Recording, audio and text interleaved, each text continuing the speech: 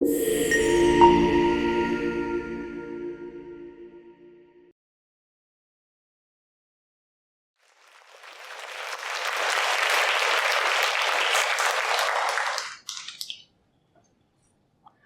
would have never posted this YouTube video that got over 2.5 million views on YouTube teaching people how to achieve a G-spot orgasm if I knew what I know now. Hi, I'm Vera. I'm a certified sex educator, a mother of two, and also a sex toy shop owner.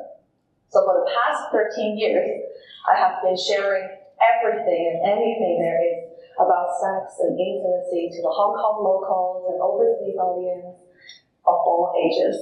So because of the lack of sex education and also the lack of safe space, people always come up to me and ask me all sorts of questions and also telling me the most intimate details about their sex life.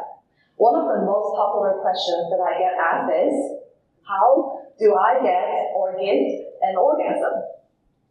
In fact, it was this very same questions that let me go on started my own sexual exploration. You see, I grew up here in Hong Kong with not much sex education at all, just like I guess a lot of us here. I was sexually active since I was 17 years old. I met this guy when I was living in the States, and we were in a 7 years long relationship, and our sex life sucks. By sex life, I mean I put down my pants, being penetrated for 5 minutes and done. There was no pleasure for me, physically and mentally. And that's actually very common. According to research, women are 4 times more likely to say sex wasn't enjoyable and pleasurable in the past year, or in my case, in the past 7 years. And sexologists call this the pleasure gap. Is the gap even bigger than the pay gap? It is, it's true, you can look at the data. So towards the end of our relationship, I tried all the excuses there is to not stay indoor with him, to not stay over at his place to sleep over, so I can avoid having sex with him. And of course, in the end, we broke up. So one day, I came back to Hong Kong for my cousin's wedding, and I met this guy, who was, and still is, the love of my life, who's sitting over there right now. Hi! Okay. So I told him how my previous sex life was, and how bad it was, how toxic it was, and he bought me a vibrator. He said, go home and explore. I was like, explore what?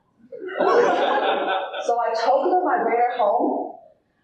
I waited, my parents fell asleep. It was like 2, 3 a.m. in the morning. And I turned on the dim light. I opened my gift, and I didn't know what to do. So when you don't know something, what would you do? You Google, right? So first, I asked Google, what do I do with a sex toy?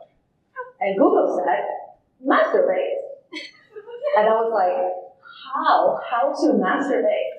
And Google said, stimulate the clitoris. And I was like, what is the clitoris? And Google gave me some very graphic images. So that was very helpful, because for the first time in my life, I learned about the female anatomy and pleasure. And by 4 a.m. that night, I had my very first orgasm. It was mind-blowing and empowering. I realized my body is capable of pleasure, and my body belongs to me. It's not a vehicle for someone else's pleasure. It's mine. That orgasm gave me pleasure, autonomy, and an inspiration to start a business involved around sexuality, and also a YouTube channel sharing sex education, sex tips, and sex toy reviews. You can go subscribe me. And of course, my 2.5 million views video achieving how to achieve G-spot orgasm. When this video hit 2.5 million views, I truly thought it was helping 2.5 million people, and it probably did at some point. But as time goes by, I started receiving messages like these. I have tried your method, but I still couldn't get an orgasm. I'm such a failure. Is there something wrong with me? I can't find the G-spot. Am I broken? I tried to find my wife's G-spot, but she still cannot climax. Am I doing it wrong? I was devastated. I was devastated that my video was not helping them. It was making them more anxious, but I didn't know what to do. And I didn't know why. Until one day, an 80-year-old man came into my shop, asking for a supplement to help with his erection. And I told him we don't sell those. And he sat down on our chair and he broke out crying. His tears broke my heart and also made me realize an orgasm actually means different things to different people. Think about it. What does an orgasm mean to you? What does it mean to you? When people think of an orgasm, they may think it means this. But actually, an orgasm means this. When we say we want to get or give an orgasm, we're not just talking about the physical, intense feelings in our genitals. We're actually saying, I wanted to feel loved, degraded, connected, humiliated, taken care of, punished. The list of feelings can go on and on. In the case of the older gentleman, what he wanted to feel was capable, masculine, and valued. In my case, what I wanted to feel that night was free, in control, and powerful.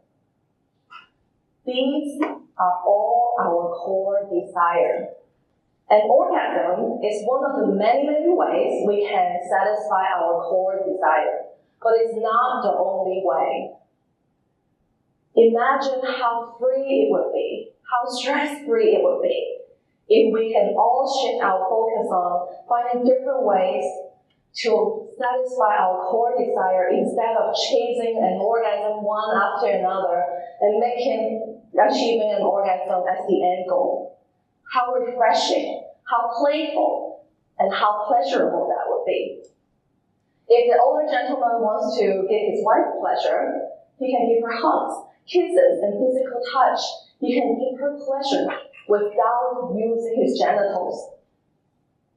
Now that you know his story and my story, I hope you know that behind every orgasm, there is an emotion, an intention, and a desire.